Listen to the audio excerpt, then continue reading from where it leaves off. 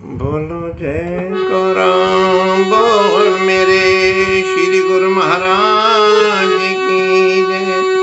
बोलो साचे दरबार की जय। प्रेमियों, वक़्त के महापुरुष हमको यही समझाते हैं कि परमपिता परमात्मा ने जो हमारे प्रारब्ध कर्मों के अनुसार जो भी हमें मिला हुआ है, धन हो, संपत्ति हो, संतति हो, मान हो, सम्मान हो, अपमान हो, इस सब में उस परमपिता परमात्मा की ही विशेष अनुकंपा समझनी चाहिए। ये भगवान अपनी तरफ से हमें कुछ नहीं देते।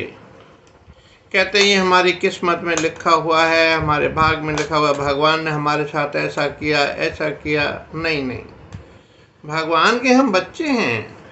भगवान कभी हमारे साथ बुरा कर सकते हैं क्या?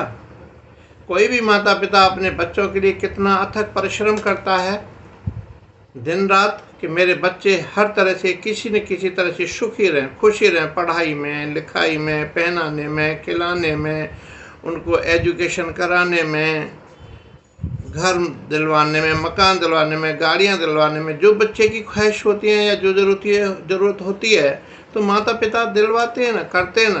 तो भगवान भी हमारे लिए कोई कमी नहीं छोड़ते। ये हमारे कर्मों के हिसाब से, ये प्रारब्ध कर्मों का ही खेल चल रहा है। और वक़्त के महापुरुष हमको यही समझाते हैं कि भैया अच्छे कर्म करो जिससे कि तुमको अच्छा भोग भोगने के लिए मिले।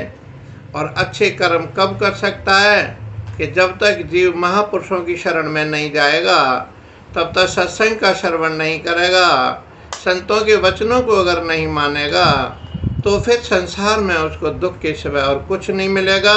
और अपने संचित कर्मों को इकट्ठा कर करके फिर प्रारब्ध में ऐसे ही कर्मों को भोगता रहेगा। क्रियमान कर्म, संचित कर्म और प्रारब्ध कर्म, जो कर्म हम कर रहे हैं वो क्रियमान कर्म में आ जाता है और यही जाकर के संचित कर्म में बन जाते हैं। अब इतने कर्म इकट्ठे हो जाते हैं कि हम उनको एकदम तो खर्च कर नहीं सकते। कि मान लो किसी की 2 लाख रुपए महीने की तनख्वाह है तो महीने में कितना खर्च करेगा? 1 लाख रुपए कर लेगा, 1.5 कर लेगा, तो बाकी बचेगा तो बैलेंस बैंक में जमा रहेगा ना। वो अगले दिन खर्च करेगा या अगले महीने जमा खर्च करेगा। ऐसे ही महापुरुष समझाते हैं कि हम जो जितने भी कर्म अच्छे करते हैं या गलत करते हैं, वो हमारे कर्म, हमारे संचित कर्मों में इकट्ठे हो जाते हैं और वही प्रारब्ध कर्म बन करके हमारे सामने आते हैं, अच्छे भी और बुरे भी। तो जब बुरे आते हैं तो हम भगवान को दोष देते हैं कि भगवान तूने अच्छा नहीं किया, अच्छा क्यों किया। और जब अच्छे आते हैं तो अपने आप को खुशहाल समझता है, जीवन में आनंद समझता है कि मैंने बहुत अच्छा किया। नहीं, समय दुखे समय कृत्वा लाभा लाभो जया जय। लाभ में हानि में समान रहना चाहिए, सुख में और दुख में। लेकिन कब रह पाएगा? वो तभी रह पाएगा जबकि महापुरुषों के वचनों का श्रवण करेगा, महापुरुषों की श्री आज्ञा में रहेगा, तभी रह सकता है, अन्यथा नहीं। क्योंकि मनमति से जो काम करेगा, उस मनमति के अनुसार तो उसको जीव को केवल दुख ही दुख मिलेंगे। लेकिन सद्गुरु की मति से जब काम करता है, सद्गुरु की आज्ञा में जब काम करता है, महापुरुषों के संतों के वचनों को मान करके जब काम करता है संसार में, तो उसको सुख की प्राप्ति होती है। संसार में हम कितना ही सुख उठा लें लेकिन शांति नहीं मिलती। फिर भी हमको कितना ही धन दौलत हो, हमें शांति नहीं मिलती। शांति कब मिलती है? संतों के चरणों को स्पर्श करने से। 68 तीर्थ गुर चरणन माही, चरण परस कलि मल धुल जाही। सदगुरु के चरणों में मत्था टेकने से ही कली काल के जो हमारे कर्म हैं वो सब नष्ट हो जाते हैं और मन चित्त को शांति प्राप्ति हो जाती है, अर्थात सुख का अनुभव होता है। एक नगर में लाला जी रहते थे, उनके पास बहुत धन दौलत थी, लेकिन उनके मन को शांति नहीं थी। हर वक्त बेचैन रहा करते थे। सभी लोग कहते थे, लाला जी आप इतनी क्यों चिंता करते हो, क्यों टेंशन में रहते हो, आप हमेशा चिंता में रहते हो, इधर भाग उधर भाग, अरे कुछ भगवान का भजन कीर्तन कर लिया करो। तो लाला जी कहते, अरे मेरे पास समय ही नहीं है तो मैं भगवान का भजन कहाँ से करूँगा, मुझे कमाने से ही फुर्सत नहीं है। भाई आपके पास इतना धन दौलत तो है, तो थोड़ा सा धन दौलत सेवा में भी लगाओ, महापुरुषों की सेवा में रहो, उनसे वचन सुनो, आपको शांति मिलेगी, आपका मन जो उठावला रहता है ये एकाग्रचित हो जाएगा। जबरदस्ती करके भाई बंधु पड़ोसी उनके मिलने वाले ले गए महात्मा जी के पास और कहा, महात्मा जी बड़े बेचैन रहते हैं, ऐसा उपदेश दें प्रभु ताकि इनके मन को शांति मिले। महात्मा जी ने कहा, लाला जी क्या बात है, क्यों परेशान रहते हो, आपके पास धन दौलत की तो कोई कमी नहीं है, भाई शांति से अपना भजन करो, भक्ति करो, बंदगी करो, यहाँ आश्रम में आया करो, कुछ सेवा करो, लोगों को पानी पिलाया करो, लंगर लगवाया करो, आपके पास कोई कमी तो नहीं, मालिक ने बहुत कुछ दिया। बोले प्रभु मालिक ने बहुत दिया, मुझे एक ही चिंता रहती है कि मेरे पास इतना धन दौलत है कि मेरी 10 पीढ़ी अपना गुजारा कर सकती है, लेकिन मुझे चिंता यह है कि मेरी 11वीं पीढ़ी कहाँ से खाएगी, कैसे करेगी। महात्मा जी बड़े मुस्कराए, अरे भाई लाला आज का क्या अब का क्या पता नहीं, और तू 11वीं पीढ़ी के लिए चिंता कर रहा है, तुझे जाने के बाद अपने आप को कुछ होश नहीं रहेगा और तुझे यहाँ कोई भी नहीं पूछेगा, तुझे ये पता है कुछ भी। तो यही महापुरुष कहते हैं कि चिंता उसको खा जाती है, लेकिन जब संतों की शरण में रहता है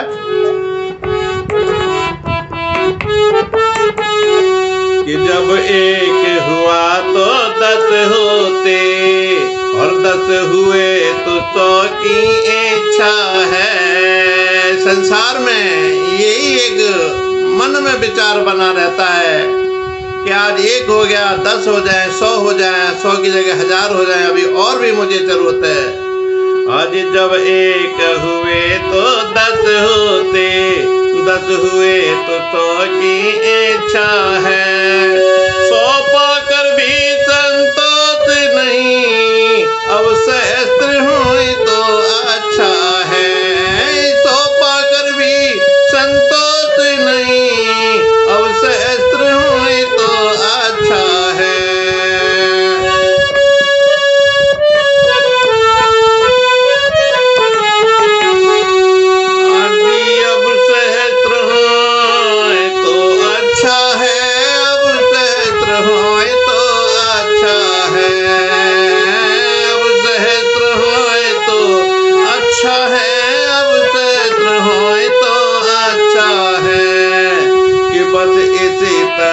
बढ़ते बढ़ते तृष्णा बढ़ती गई मन में, पड़ोसी से ज्यादा बड़ा हो जाऊं, रिश्तेदारों से ज्यादा पैसे वाला हो जाऊं, मेरे बराबर कोई पैसे वाला ना हो, कि बस इसी तरह बढ़ते बढ़ते राजा के पद पर जा पहुंचा, राजा के पद पर जा पहुंचा।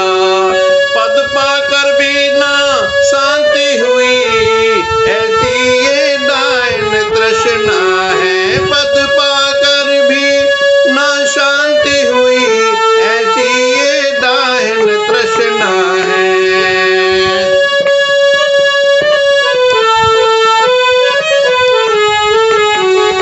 कि जब तक हृदय में तृष्णा है, महापुरुष समझाते हैं भैया लाला जी, ये तृष्णा आपको उठने नहीं देगी, भगवान के भजन में मन नहीं लगने देगी। बहुत कुछ परमात्मा ने दिया है, अब इसमें से कुछ थोड़ा सा निकाल लो, संतों की सेवा कर लो, दरबार की सेवा कर लो।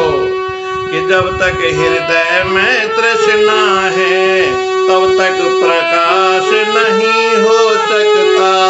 जब तक हृदय में तृष्णा है, तब तक प्रकाश नहीं हो सकता। भैया आयु सब नष्ट हो जाती है, पर तृष्णा का नाश नहीं हो सकता। आयु सब नष्ट हो जाती है, तृष्णा का नाश न हो सकता। तृष्णा का नाश नहीं हो सकता, तृष्णा का नाश न हो सकता।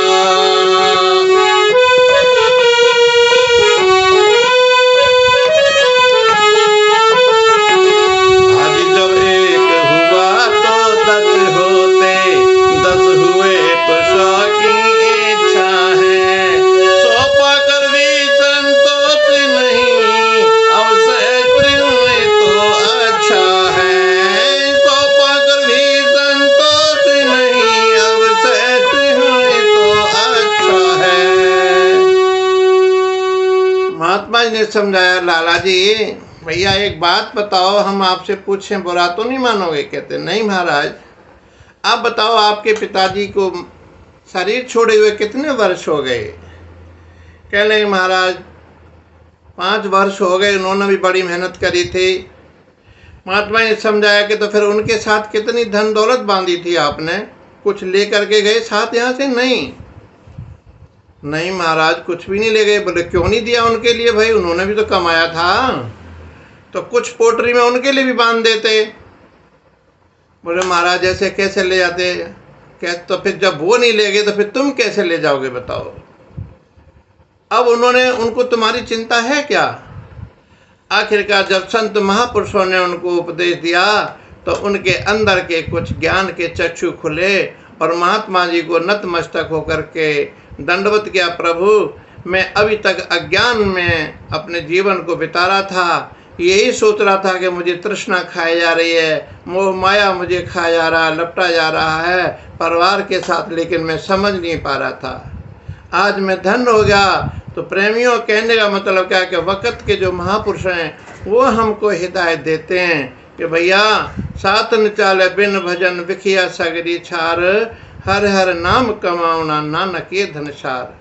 गुरु नानक देव महाराज जी कहते हैं कि संसार की धन दौलत कुछ भी साथ नहीं जानी, केवल जाना तो क्या है कि जो सतगुरु ने नाम की बख्शिश की हुई है वही नाम हमारे साथ जाना है और कुछ नहीं जाना।